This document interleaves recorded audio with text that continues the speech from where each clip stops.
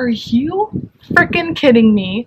You ignored me the whole night. You're dancing with all these chicks, staring at me, not talking to me, and now you want to come over after the party after you've ignored me?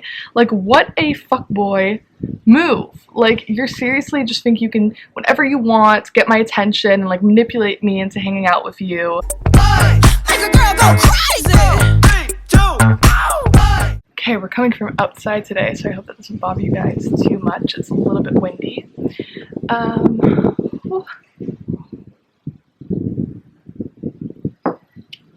need a drink for this Fella Friday, which is going to show you that we're really going to get into it. Okay, so hey guys, welcome back to my channel. Today I have another Fella Friday for you guys. Fella Friday is the series on my channel where I talk about a different type of fella or boy that I've encountered in my dating life. And as you can see by the title, this week's episode is about the fuckboy. So I've encountered a couple, more than a couple fuckboys in my dating life, but this is definitely the one that, like, if someone's like, oh, if you ever dated a fuckboy, this guy stands out to me. So, where to begin? Me and this boy met in my freshman year of university. It wasn't even my freshman year yet. We met during my orientation week, right before I started university. So I was going into my first year of college, my first year of medical school, and he was a third year. So there was a party at this bar that our medical school has, and I met him there, and we just started talking, and he was like, oh yeah, I'm in my third year and you're first year, like I can show you the ropes, like very much I'll take you under my wing, which I thought was really cute because I was like, oh my god, he's a third year and I'm like just starting college, I'm just starting to be independent. So I definitely was really into it, and we exchanged numbers and we started texting. So okay, we decided to go on a date. We go to a cafe in Amsterdam, out by the water, really beautiful cafe, and we literally sit outside, I want to say for like 4 hours or 5 hours. We had so much to talk about, we had such a good time, we had a really big connection. He was just really interested in my life and me living abroad, and I was just really interested in him and in medicine and what he could teach me about school.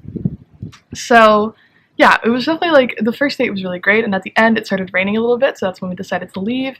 And you see, again, from my previous episodes, I'm a hopeless romantic, so I see the rain, I think my Notebook moment, and he kisses me in the middle of the street in the rain, and I want to say, smitten for this guy. From the first moment, I literally thought I was in love with him. I was like, this is just love at first sight. I'm starting university, meeting this new guy, totally. Sorry, just checking to see if my neighbors are here. But totally amazing. I was very much like, this is great. So after that, I kind of was not desperate, but I definitely wanted to see him again. So I texted him hey, it had such a good time last night, I want to see you again. And it kind of took a while for him to respond. So I was like, it's kind of annoying. But then he responded and we were texting again, having a good time, but his texts were definitely in a different tone than before. Before it was very cute, I want to take you on a date, I want to get to know you, so great that you came to Amsterdam, and I'll teach you the ropes of medical school. And now it was very much oh yeah, so if I see you in the hospital, you can play nurse and this and that. It was very overly flirty and overly sexual. So I was kind of like, that's weird. How did we just go from being really cutesy and me thinking I'd found my college boyfriend in the first week to you kind of just being very over the top sexual? So after that, I kept trying to hang out, but he was just very busy because it was just the first weeks of university. He was in his third year, so he was obviously a lot more busy, and I was still in my orientation weeks and just getting to know the city. And he would always kind of, this was the red flag number one, that he's kind of fuckboy, because he was older. He'd always kind of do stuff say stuff like kiddo in Dutch, and always kind of say stuff oh yeah, you're in your first year, baby, stuff like that. Or if I would want to hang out, he'd be like, oh, you should go out with people your own age, or friends your own age, kind of stuff like that. So he was always very much, sorry, there's a cat, that's why I keep looking over, but he was always very much, oh, hi, I'm not a huge cat fan. Oh, my camera. Guys, drama over here. Okay, he's just laying over there, so I'm just gonna leave him. So again, sorry, red flag. He was always very much kind of belittling me. So whenever I would say something, it'd be very much like, oh, little girl, you know, which was annoying at times.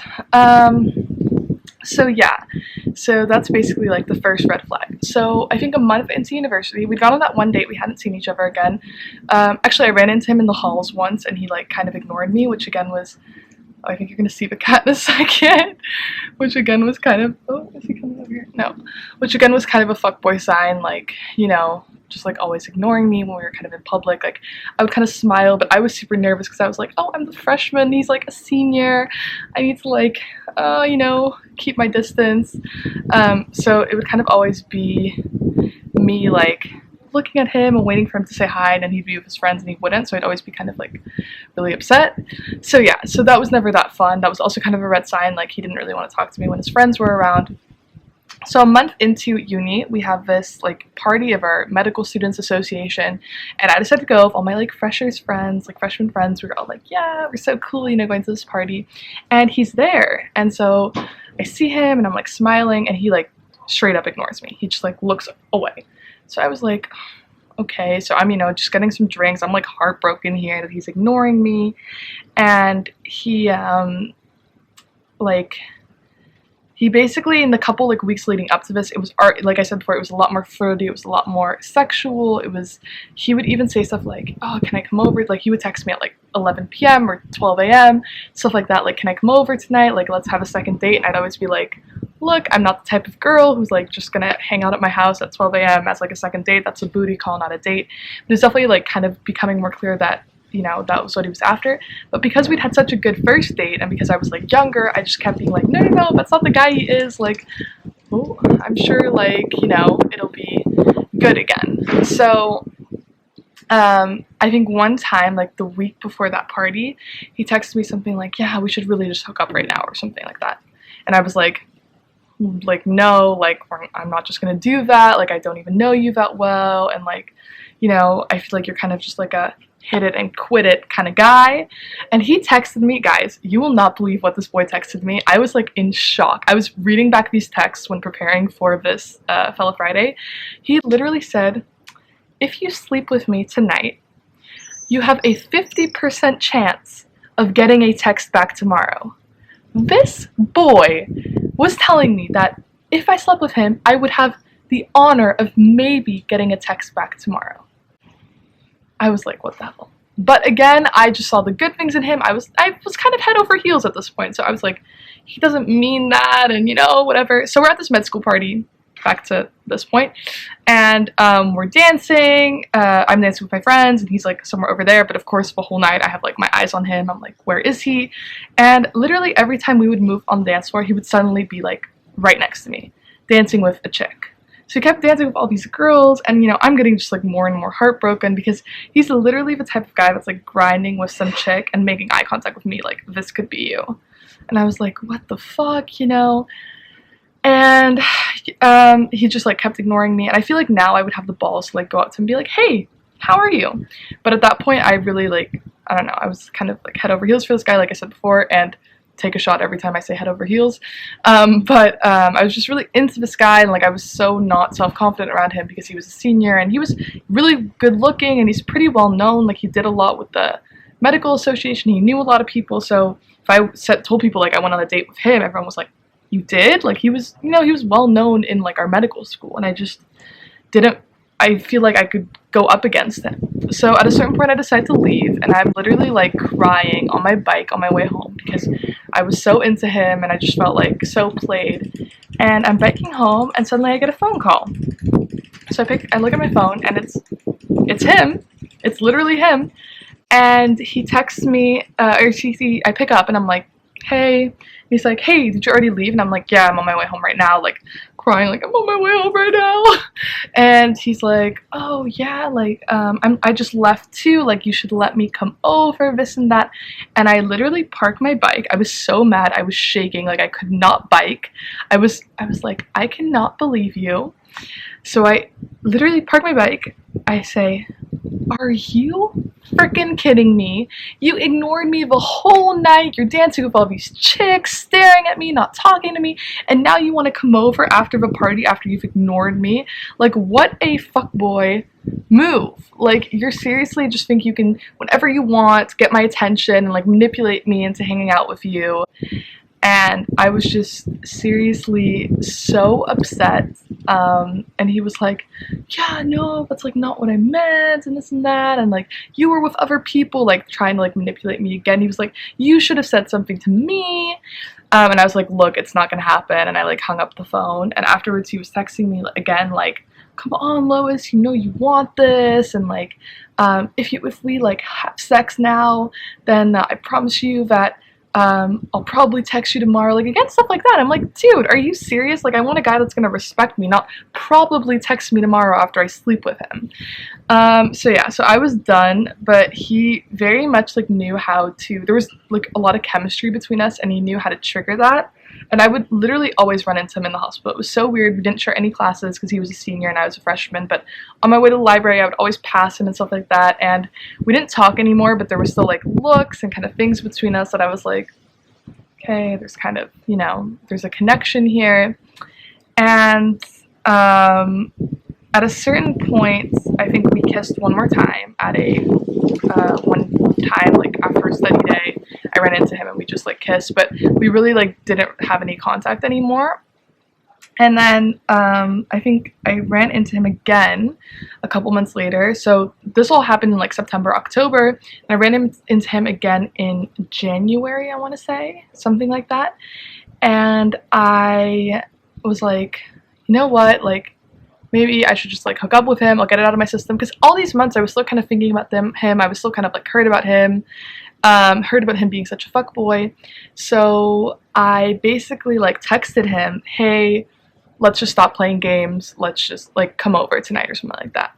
Look, you know, that might sound slutty to some of you. I don't know. I felt something for this boy, and I was like, maybe, you know, it'll just be better if I get it over and done with, get it out of my system. Girl, I thought that sleeping with him would solve my problems. The next situation I think is going to blow your mind. So a girl is literally texting a guy, basically, you can have sex with me, right? That's basically kind of what I said. I want to have sex with you. And he just did not respond. And I was like, how is this possible? This boy just did not respond. So I was fuming. I was like, I'm going to block his number. Like, I felt so stupid because all these months he had been chasing me, and which is another total fuckboy move, like chasing her. And suddenly when she admits like she wants it, he's like, no. And I'm not even kidding. 3 weeks, like to the day that I sent that message, I get a message back from him at 12 a.m. Hey, Lois. Oh my God, I just saw this. I'm down. And I literally just replied, offer expired, period. And he sent me like 20 texts, like, how can I change your mind? I'll come over with a bottle of wine right now. I'll give you a massage, this and this and this. And I was like, I just never replied again. And I still saw him last year a little bit. My first year and my second year, I saw him a bit at uni, but now he's off doing his master's, so now I don't see him at all anymore. But yeah, that was the main fuckboy that I dealt with in my dating life. So I guess the big warning signs were really changing his mood from like the first date to the second date, like first being very cutesy and like cute, then becoming very sexual right away.